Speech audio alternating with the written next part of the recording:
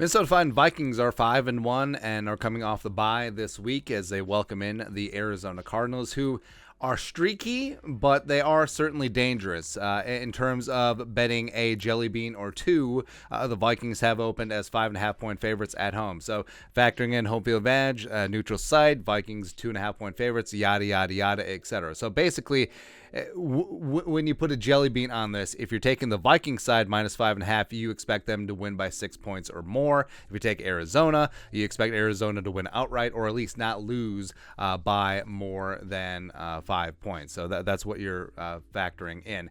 And so far this season against the spread, the Vikings are 2-4, so not great, and the Cardinals are in fact 4-3. So the Vikings, they covered against the Packers as they were 2-point favorites, which is kind of weird. Take that. They're 3-point dogs at Philly. That certainly didn't work out. 6.5-point favorites over the Lions. That did not work.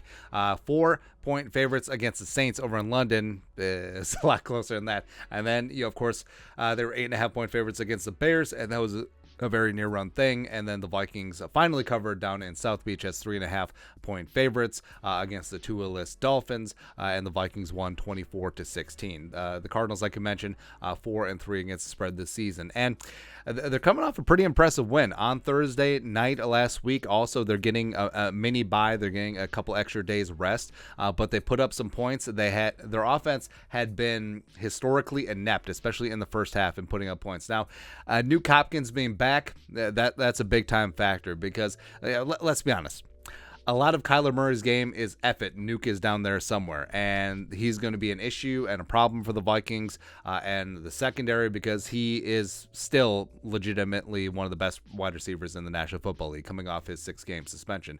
He had 10 catches for 103 yards in his first real action as he's working back into game shape, and he's just a stud. Absolute monster. Plus, I mean, the Cardinals, their numbers were padded because they had 2 pick sixes off of Andy Dalton within like 9 seconds, which is also fantastic. But hey, that's another sign that, hey, Kirk Cousins cannot take this defense lightly. They are fast. They will get after it, whether it's Budda Baker, whether it's Isaiah Simmons, whether it's whoever. I mean, they got some dudes on that defense, man. So also Arizona, I mean, they started off extremely slow, but that win against the Saints certainly helped keep them in the race. Also, it helps that the Rams and the Niners refuse to pull away. Also, it's crazy. Seattle is leading that division right now. Geno, baby, let's go. And Kyler is extremely dangerous, even though all the jokes about, hey, he's got to study 4 hours in his contract, or Call of Duty is coming out, so he's going to be distracted.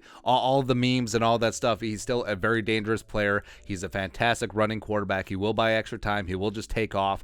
So this is going to be another big-time test, a la what happened against Justin Fields of the Bears, what happened with Jalen Hurts of the Eagles, etc. So, yeah, it's going to be a big game, and do not take the Cardinals lightly at all. So even though the Vikings and Vegas still see them as 5.5-point favorites, I'm not so sure. I think this could be yet another just fantastic Vikings game where they end up winning, 31-28. So they would not cover the 5.5, and it's just extremely close game, hard fought, but this team just finds a way.